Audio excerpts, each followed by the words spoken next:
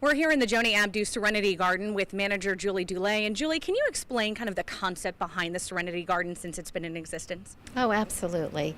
The philosophy of the center, it's a very hopeful, healing environment. That is what the inside of our center is based on. We kind of went with a very spa-like atmosphere inside because our breast cancer survivor patients told us how they wanted to be, where their treatment to occur. So the purpose of the Serenity Garden was to extend that healing from the inside to the outside.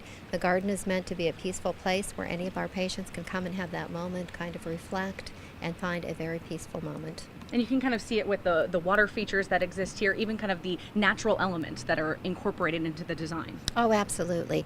Everything here was by design so that that feeling of relaxation that we have on the inside of our center extends to the outside. The water features certainly provide that very calm, healing environment. Throughout the center, there's multiple plants, there's sculptures, we have some swings, some benches. It's just meant to be very comfortable and peaceful. This initial area has been in existence for a year or so, and just recently you guys started construction on the new phase. Let's walk over there, and I want you to kind of point out some of the new elements that have come in that patients can start to enjoy now. Oh, absolutely. I think one of the things that's important to mention is when you come to visit the garden, it's been built through the generosity of our community. If you look around, there's bricks, there's trees, there's many, many, many memorials to people who have lost their battles with cancer, but there's also many tributes to those who have survived and are in honor of those survivors.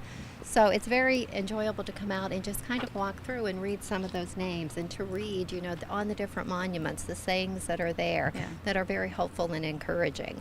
We have now really crossed into what we call stage 2 and stage 3 of our expansion. The center actually has 3 parts. We have a diagnostic imaging center, we have a surgical clinical area where we see patients pre and post-op, and we also have a medical oncology area where we see patients on consult.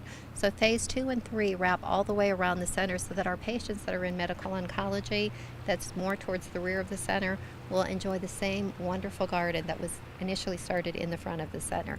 So the whole goal was from whatever area they're in, they can look out and they can enjoy the peace and serenity that this garden provides. And it kind of takes you out of downtown Youngstown and kind of brings you into a moment where you can be with yourself, it feels like here. Oh, absolutely. And it's not just for our patients, it's for our families as well. Many of the patients that are in consult or, some of our patients will receive treatment within the hospital, their families will choose to stay here. So it provides that same sense of hopefulness and peacefulness for our families. And it looks like there's still a little bit of work going on. We can even see some wheelbarrows and some sod still being laid down. What is kind of the ultimate timeline for phase 2 and phase 3? Oh, we're very hopeful by the end of October that phase 2 and phase 3 will be done. And, it's nice time in the fall that people could still come out here and really enjoy phase 2 and phase 3 as well as the original part of the garden.